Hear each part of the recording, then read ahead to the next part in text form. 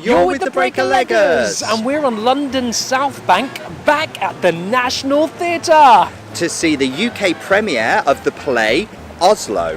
So stay tuned to find out how many legs, Whether it's break a leg or leg it.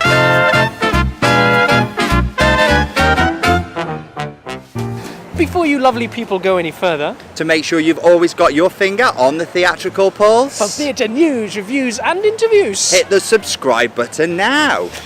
Oslo. Now we're here at the press night. Yes, you may have seen our review for The Mentor. We caught that on a press night, and if you didn't see that, you can just up here.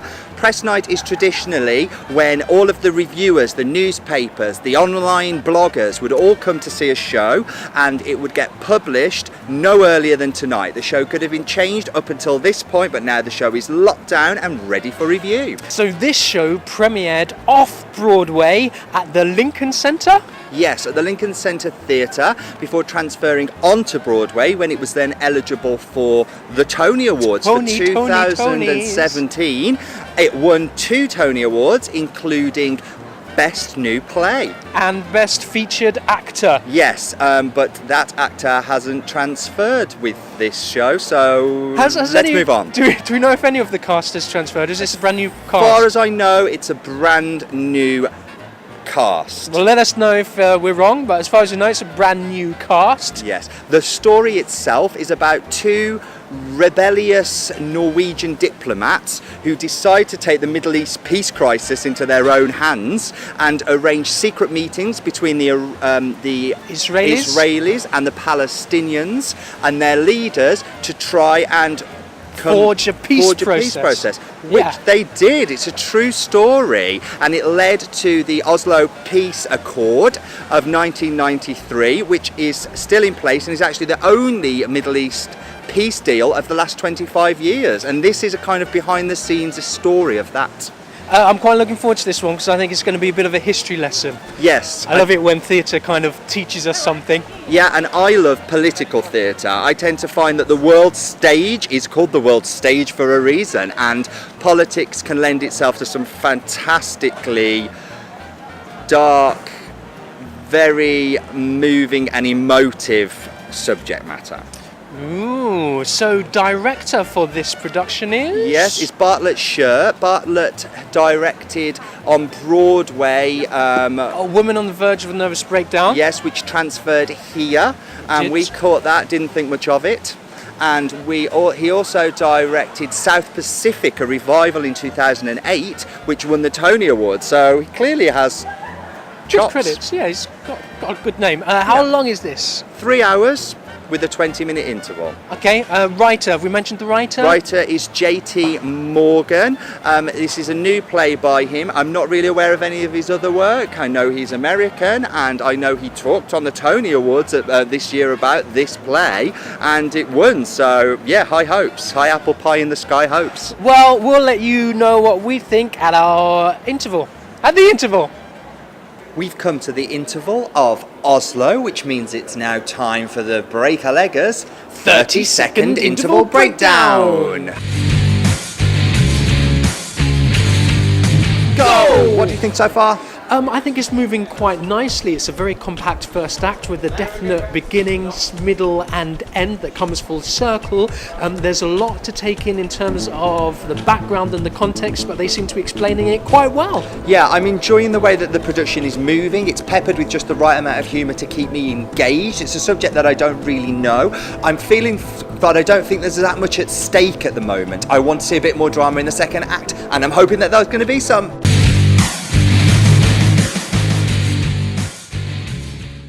So we have come to the end of Oslo, in fact very much the end. You may notice that we are in different clothes.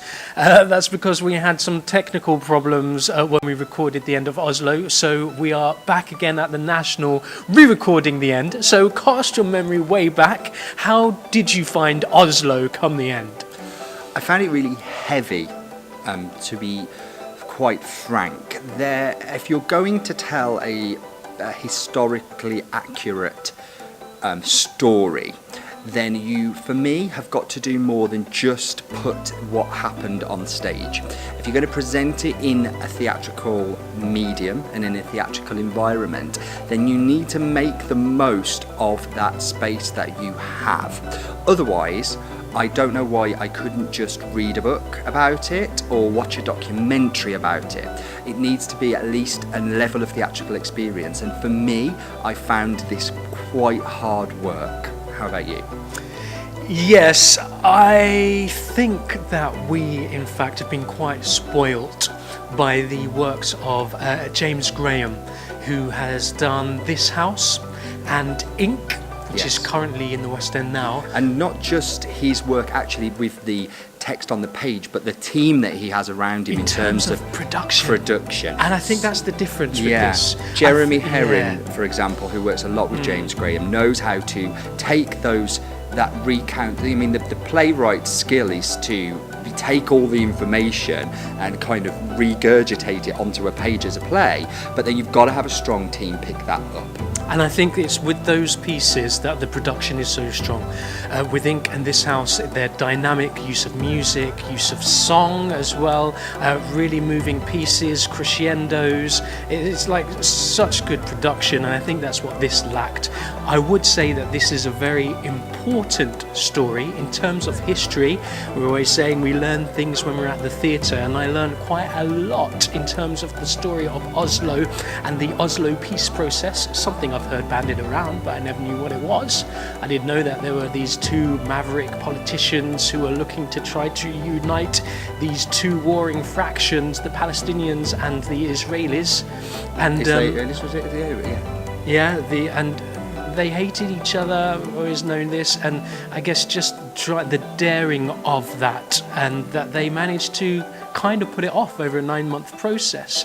Looking at the fact that deep down, I think the overarching thing is that they may not agree on everything. They may hate each other's guts, but they're still human beings. They still love a nice, what was the food? I can't remember. It might have been a scone or something. No, waffles. Was it waffles? I think it was waffles. So ultimately, they're all human. The story is an important story, and it's good for it to be told, but production-wise, I've seen it. Stories told better. Exactly. I would have learned as much about what happened by reading about it or watching a TV show about it. You know, I don't think this has particularly added anything to it. The playwright, there were some lovely touches of humour. I've got to say that he understood humour. Which surprisingly funny for such a heavy, dark subject matter. Surprisingly humorous. And I imagine it would have gone down a storm in the States because American audiences are just very vocal with their responses, love to laugh, whereas the English are much more reserved. We're and conservative. We're conservative, and yet there were still plenty of laughs. So I'd have loved to have seen it with a across the pond audience. In terms of, there was nothing wrong with the performances. No, the cast is strong, very strong. Couple of standouts though. Okay, who stood up? Peter Polycarpou, who we have seen on stage before. We saw him in City of Angels at the Donmar a few years ago. He's been on telly, was it Birds of a Feather? Yes, he played on Birds of a Feather for years, and that's how the masses would probably know him. But I think this is the first time I've seen his real acting skills come out, you know. I've seen him before and thought, oh, you know, capable, but here, almost transcendent, very chameleonic performance. I almost didn't recognise him, but in a great way, because he took on that character with great panache. Yeah, some actors are just themselves, I guess, but he proved himself. Continues to prove himself as a great character part. Absolutely. He was absolutely fantastic, I would say, in this. So you were a fan of Lydia Leonard as Mona? Yes, she's kind of like the only female in this very heavily male-dominated world, and I thought she held her own. She's kind of like, at the end of it, throughout everything, it's pretty much the women that pull the strings and rule the men. Which is a surprise to me, actually, because when you're dealing with a culture who, you know, we could acknowledge maybe doesn't treat women as equally as as men, and as equally as we do in the Western world, to see this woman actually command and the respect that she got and actually make the sort of decisions and be the person that she was. If that mirrors the real Mona that was in this process, then what a woman. I'm really in awe of her. Yeah, and I guess that's not just in the writing to bring out that character, but also in the performance. I thought she was great. For me, the real standout performance was Philip Arditti and his role as the kind of Palestinian liaison character, the one that the Palestinians send over to on behalf of their government to actually conduct the peace talks. And wow, he is fantastic in that role. He's got an air of menace, yet an air of a joker about him. The levels, I mean, that's probably a testament to the writing in a lot of respect, but the levels and what he drew out of that text in terms of performance, brilliant. Yeah, and I guess he did have some very big shoes to fill, because in the original production on Broadway, that particular actor who played that part won, I think it was the best actor in a play for the Tony Award.